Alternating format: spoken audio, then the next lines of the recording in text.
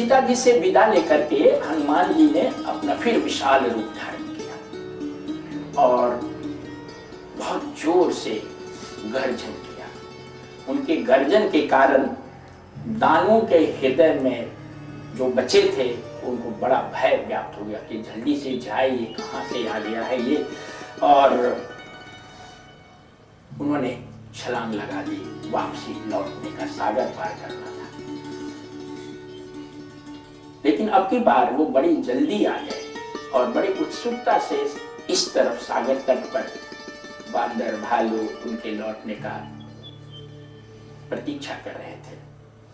हनुमान जी जब उतर रहे थे तो उनके बॉडी लैंग्वेज, मतलब उनकी शारीरिक जो उनकी जो भाषा थी, उनके अंदर जो एक खुशी निकल रही थी, एक आह्लाद था, उनकी जो आवाज थी, उसको देख करके, क्योंकि इन लोगों को तो मालूम नहीं था ना कि क्या हुआ वहां पर, लेकिन बिना उनके बताए हुए नजदीक जैसे आते गए तो उन्होंने जिस प्रकार की आवाज से, अपने शरीर की भाषा से और अपने व्यवहार से ऐसा जताया कि यहाँ तट पर स्थित जितने बंदर भालू थे उन सबको ये इस बात का एहसास हो गया कि हनुमान जी ने काम पूरा कर लिया है, सीता से वो मिल के आ रहे हैं। और फिर वे सभी हनुमान के स्वागत के लिए सागर तट पर खड़े हो गए। जब हनुमान जी सागर तट पर उतरे तो उन लोगों को अपनी जो सारी बातें थी, क्या हुआ, ये सारी बातों को बताया और फिर वो सब मिलकर के जल्दी से किष्किंधा वापस आने का प्रोग्राम बनाने लगे। किष्किंधा में सुग्रीव और राम जी उनकी प्रतीक्षा कर रहे थे।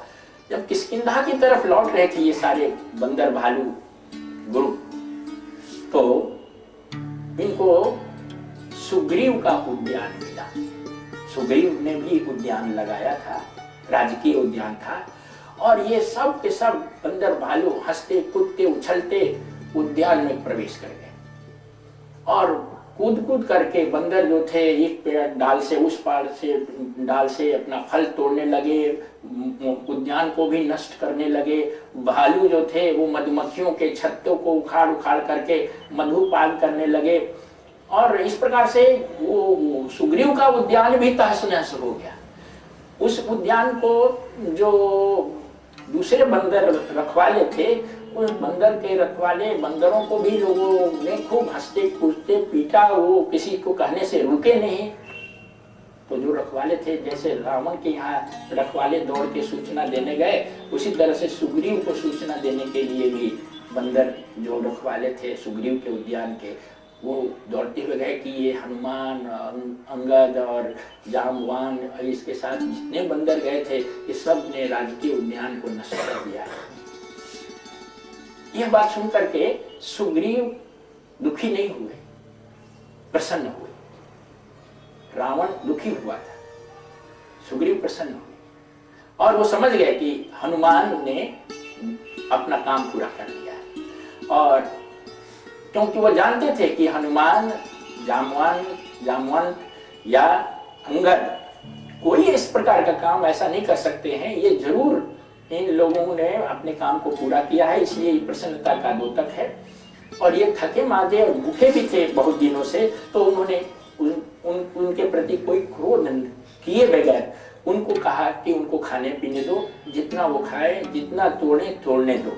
और तब थोड़ी देर में ये सारी टोली सुग्रीव के पास पहुंची और सुग्रीव को सारा समाचार सुनाया। फिर सुग्रीव और ये सारी टोली रामचंद्र जी के पास आई और जब ये भक्तों की टोली राम जी ने दूर से देखा कि आ रही है, तो उनके चेहरे की प्रसन्नता को देख करके रामचंद्र जी का भी हृदय प्रफुल्लित हो गया और उन्होंने भी पहले ही अनुमान लगा लिया कि सीता से मिल करके हनुमान जी आ रहे हैं। और फिर जाम्बवान ने श्री राम से हनुमान की वीरता, उनके द्वारा लंका में हुई जो लीलाएं थी, जो घटनाएं घटी थी, उनका सारा वर्णन किया। फिर श्री हनुमान ने रामचंद्र जी को चूड़ामणि दी जो सीता जी ने उन्हें देने को कहा था। और फिर हनुमान ने बड़ी विनम्रता के साथ कहा कि हे प्रभु, सीता के दुख का वर्णन नहीं किया जा सकता है। उनके लिए एक एक पल एक एक युग के समान बीत रहा है, इसलिए आप शीघ्रता शीघ्र उन्हें मुक्त करने का अब क्रम आरंभ कीजिए, क्योंकि अब एक पल का भी विलंब करना ठीक नहीं है। सीता की बात सुन करके, हनुमान की लीलाओं की बात सुन करके राम के आंखों से आंसू गिरने लगे और हनुमान को अपने हृदय से लगाते हुए राम ने कहा कि हे हनुमान, मैं तुम्हारा उपकार कभी नहीं भूल सकता, मैं तुम्हारा ऋणी हो गया और मेरी आंखें तुम्हारा सामना नहीं कर पा रही है। जो काम तुमने किया है उस काम के उपकार का मैं किसी प्रकार से प्रति उपकार नहीं कर सकता।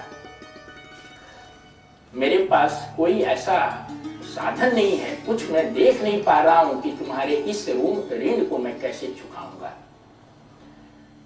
इन शब्दों को सुनकर के हनुमान जी को बहुत प्रसन्नता हुई और वो फिर राम के चरणों पर गिरते हुए प्रणाम करते हुए उनसे उनके चरणों में लिपट गए। हनुमान जी को फिर राम जी ने उठाया, गले लगाया और फिर बड़े प्रेम से पूछा कि इस प्रकार के कठिन काम को हनुमान तुमने कैसे पूरा कर लिया। ऐसे राक्षसों की नगरी में जाना, उनके बीच में सीता जी को खोजना, रावण के सामने से गुजरना, ये असंभव सा कार्य है। तुमने कैसे किया? ये असंभव लगने वाला नहीं है, असंभव कार्य ही है, फिर भी तुमने सफलता पूर्वक कर लिया। तब रामचंद्र जी के प्रश्न पर हनुमान ने हाथ जोड़ते हुए और वो फिर भाव विह्वल हो करते हुए कहते हैं, हे प्रभु, ये आपने करवाया है, ये आपकी कृपा है, मैंने नहीं किया। इन शब्दों को ध्यान देना है, किस प्रकार से एक भक्त कहता है भगवान के सामने अपनी बात। ये मेरी शक्ति का परिणाम नहीं है, मेरी बुद्धि का परिणाम नहीं है, मेरी प्रवीणता इसमें नहीं है, ये आपकी महिमा है, ये आपका प्रभुत्व है। फिर राम ने कहा कि तुम कुछ मांगो हमसे, मेरा मन कुछ देने को करता है। तो हनुमान ने कहा कि यदि आप हमसे बहुत प्रसन्न हैं तो मैं सिर्फ आपके चरणों में अविचल भक्ति मांगता हूं, मुझे और कुछ नहीं चाहिए। जो ये भक्ति है और बढ़े और ये कभी भी भक्ति में कमी ना आए, इसी का वरदान हमें दीजिए। इस प्रकार पूरी तरह पर अहंग शून्य हनुमान को देख करके श्री राम ने कहा कि ऐसा ही हो, तुम्हारे हृदय में ऐसे ही भक्ति उत्पन्न हो। और फिर राम ने हनुमान को आलिंगन किया और फिर अपने जो परामर्श करने वाले लोग थे, सुग्रीव थे, अंगद थे, जाम्बवान थे, उन लोगों से परामर्श किया और कहा कि अब रावण की संहार की तैयारी शुरू करें। अब एक पल गंवाने की भी जरूरत नहीं है और अपनी सेना को हम लोग आप कूच करने का आदेश दीजिए। जैसे ही राम ने ये लाऊ किया, ये आदेश दिया, उसी समय भगवान के ऊपर, राम और सारे जो बंदर थे इनके ऊपर पुष्पों की वर्षा होने लगी स्वर्ग से, क्योंकि देवताओं को इस बात का विश्वास हो गया कि अब वो क्षण आने वाला है जिस क्षण के लिए राम का अवतार हुआ था, यानी रावण का संहार का एक आरंभ हो गया, एक प्रक्रिया आरंभ हो गई। देखते देखते हजारों लाखों की संख्या में बंदर भालू बादलों की तरह उमड़ पड़े और सबसे पहले उन्होंने पंक्तिबद्ध होकर के एक एक करके राम का चरण स्पर्श किया इस यात्रा के आरंभ करने के पूर्व। और राम ने उन सबों को बड़े ही स्नेहिल और दिव्य भाव से स्पर्श किया और देखा।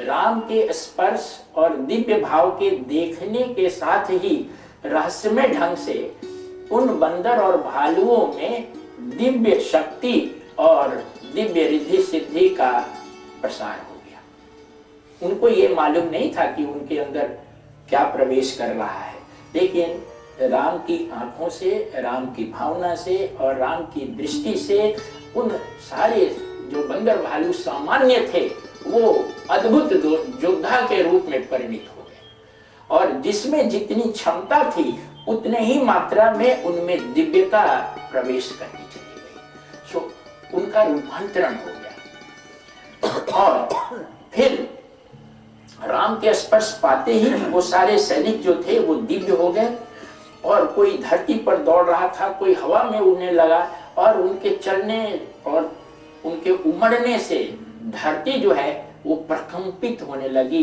प्रकंपयमान हो गई, थर्रा उठी धरती, कांप उठी, और फिर वो सारे समूह, सेना समूह शीघ्र ही सागर तट के ऊपर आ गए, और वो बड़ी व्यग्रता से राम की ओर देखने लगे कि अब सागर के पार जाने के लिए क्या व्यवस्था बनती है, और सभी अगले आदेश की प्रतीक्षा करने लगे। ये राम की सेना का लंका की तरफ कूच करने का वर्णन है। इसमें एक बात कही गई है जो हम लोगों को इस समय जानना जरूरी है। सुग्रीव के उद्यान में विजयी भालू और बंदर फल खाने के लिए उसको नष्ट करने लगे। नष्ट भी किया, खूब उत्साह से खाया भी, कोई मधु खा रहा है, कोई फल खा रहा है।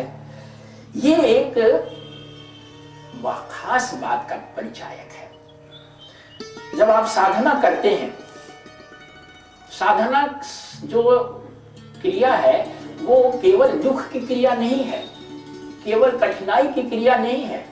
जब साधक साधना करता है तो वो साधना करते करते उसके मन में एक परिवर्तन आ जाता है, और वो सात्विक मन की अवस्था में पहुंच जाता है। उसका मन शुद्ध और सात्विक हो जाता है।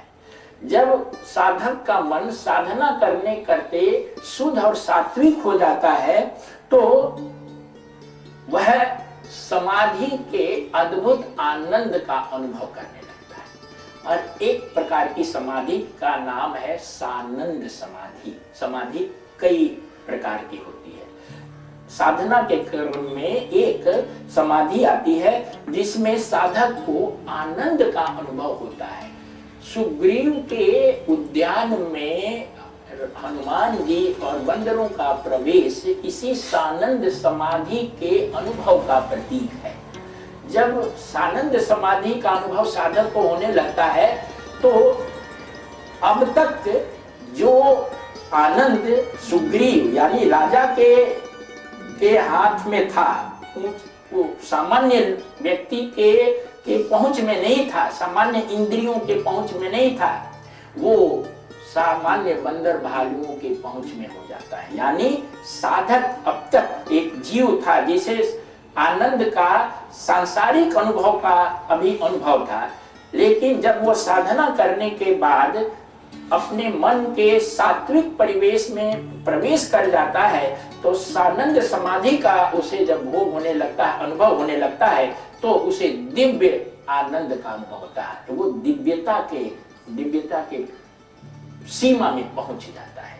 सानंद समाधि जो है वो दिव्य आनंद की सीमा में प्रवेश का परिचायक है, और उसे अत्यंत आध्यात्मिक प्रसन्नता का अनुभव होने लगता है।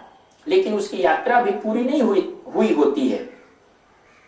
अभी उसे बहुत कुछ प्राप्त करना है, आगे पहुंचना है। राम के प्रति, हनुमान के प्रति राम की कृतज्ञता, यहाँ बार बार रामचंद्र जी कह रहे हैं कि मैं कैसे उड़ीन होऊंगा। हनुमान एक सामान्य एक सेवक, लेकिन राम जी कितने कृतज्ञ हैं उनके सामने कि मैं कैसे तुम्हारा उपकार कैसे भूलूंगा, मुझे कुछ नहीं नजर आ रहा है जिससे मैं तुमसे उड़ीन होऊं। ये जो वार्ता है हनुमान और राम की, वो वार्ता जो है वो भक्त और भगवान के बीच में अद्भुत पारस्परिक निर्भरता का प्रतीक है। भगवान और भक्त दोनों एक दूसरे पर निर्भर है। और भगवान की निर्भरता भक्त पर होती है और भक्त की निर्भरता भगवान पर होती है। श्री राम जी हनुमान पर निर्भर थे, हनुमान जी राम पर निर्भर है।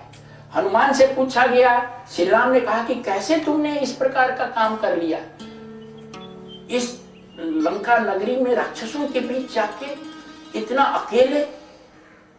तो वो भक्त हनुमान भगवान यानी राम को इसका कारण मानता है, कहता है कि ये आपकी कृपा है, ये आपकी प्रभुता है, ये आपकी शक्ति है जो हमें इस प्रकार का कार्य कराई हमसे।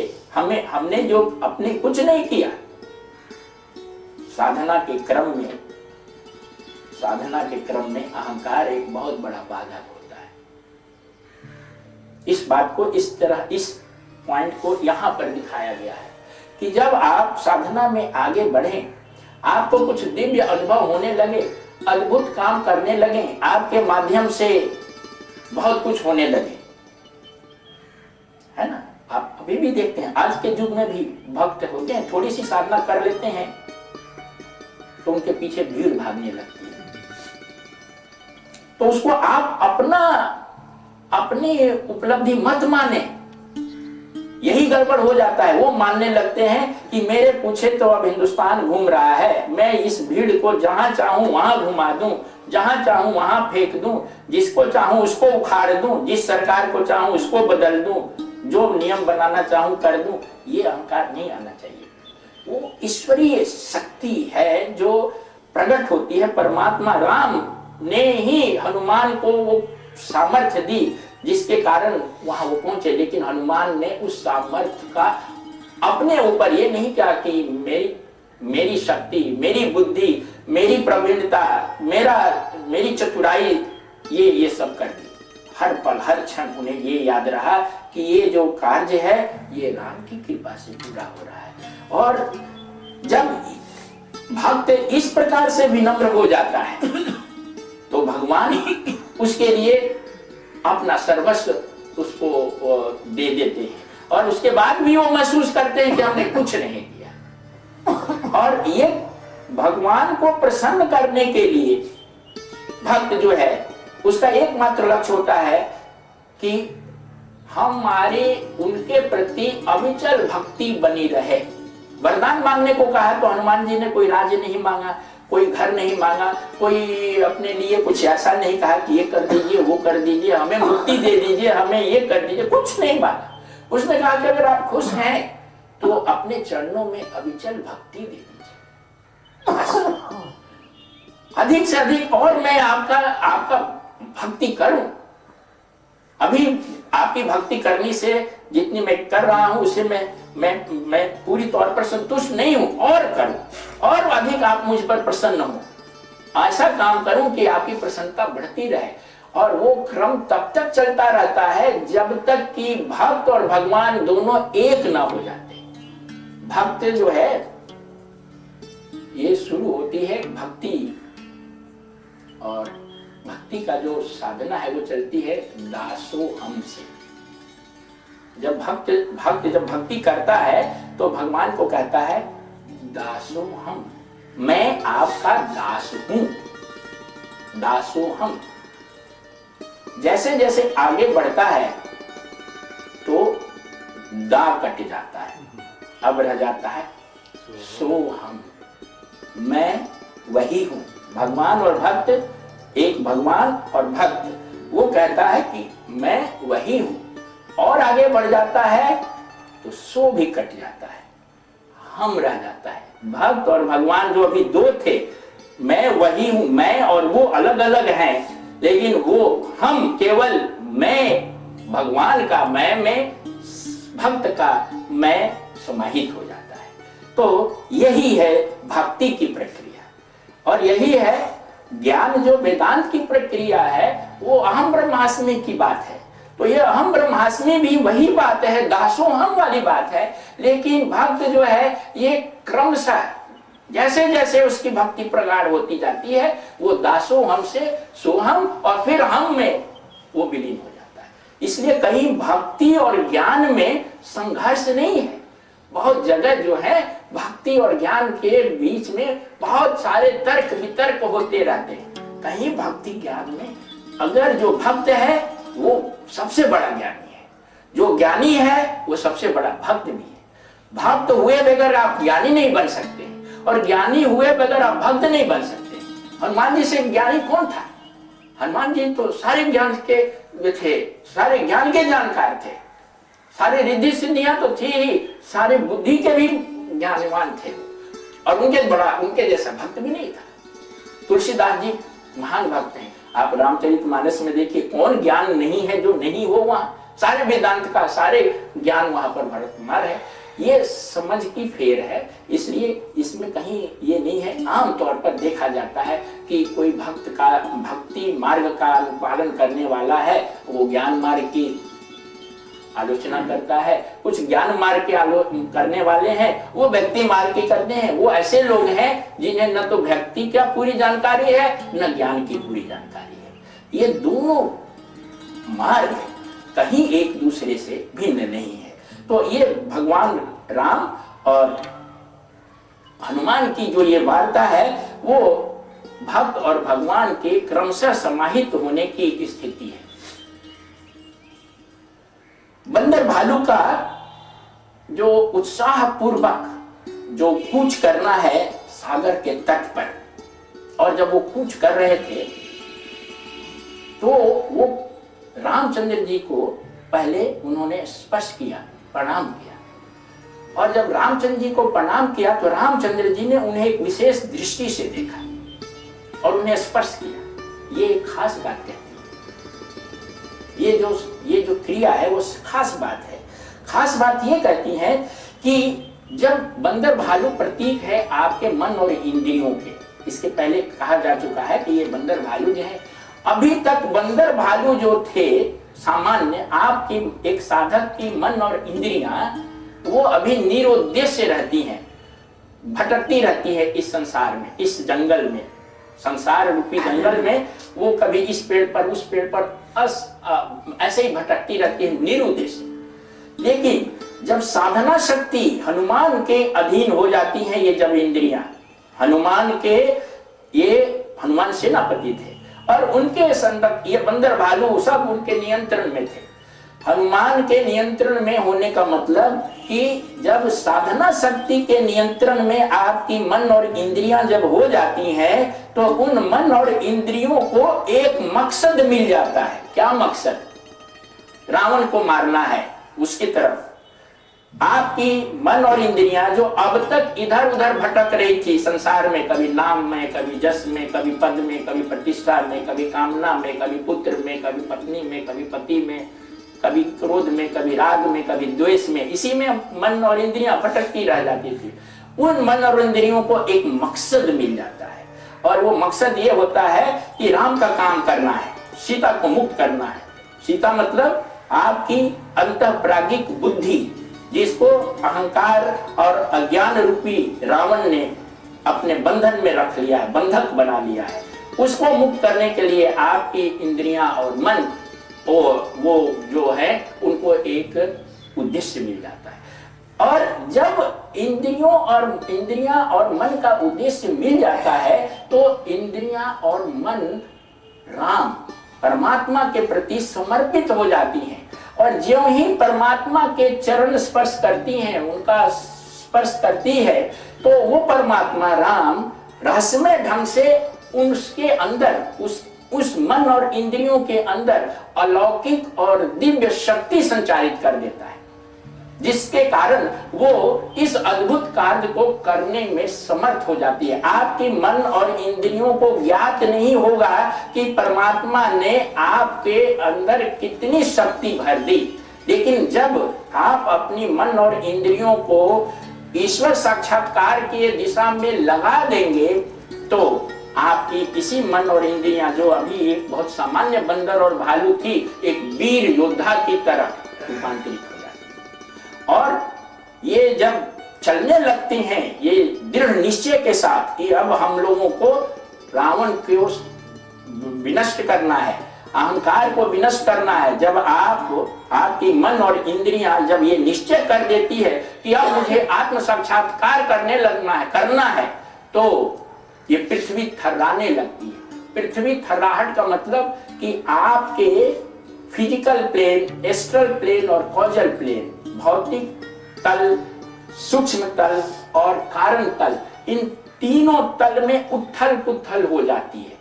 ये तीनों तल वैसे नहीं रह जाते हैं। आपका शरीर वैसा नहीं रह जाता है, आपका मन वैसा नहीं रह जाता है, आपका कारण शरीर वैसा नहीं रह जाता है। ये सब में परिवर्तन होने लगता है, एक प्रकार से रूपांतरण होने लगता है, बदलाव आने लगता है। और यही बदलाव जो है आपके पूरे व्यक्तित्व में आने लगता है। इसी का ये चित्रण है कि जब रामचंद्र जी की जब सेना चली तो दिगंत पृथ्वी सब थर्रा उठे।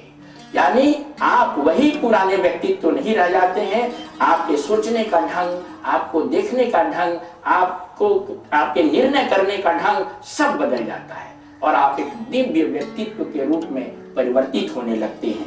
इस प्रकार से अंत में इस परिवर्तन के कारण आपके अंदर जो जड़ें हैं, जो अज्ञान की जड़ें हैं, वो हिल जाती है और वो आगे चल के अब निर्मूल हो जाएगी। तो आज सत्संग को यहीं विराम देते हैं और आप लोगों को अपनी ओर से, आश्रम की ओर से हार्दिक आभार और धन्यवाद देते हैं कि आपने इस सत्संग में भाग लिया और हमें कुछ कहने का मौका दिया। परमात्मा से यही प्रार्थना है कि आपके हृदय में भक्ति, ज्ञान और वैराग्य का एक दृढ़ स्तंभ बने, जिससे कि आप इसी जीवन में आत्मज्ञान के परम लक्ष्य को प्राप्त कर सकें। ओम असतो मा सद्गमय तमसो मा ज्योतिर्गमय मृत्युर्माम अमृतं गमय। ओम सर्वेषां स्वस्तिर्भवतु, सर्वेषां शान्तिर्भवतु, सर्वेषां पूर्णं भवतु, सर्वेषां मंगलं भवतु, सर्वे भवन्तु सुखिनः, सर्वे सन्तु निरामयाः, सर्वे भद्राणि पश्यन्तु, मा कश्चित् दुःखभाग् भवेत्। ओम पूर्णमदः पूर्णमिदं पूर्णात् पूर्णमुदच्यते पूर्णस्य पूर्णमादाय पूर्णमेवावशिष्यते। ओम शांति शांति शांति।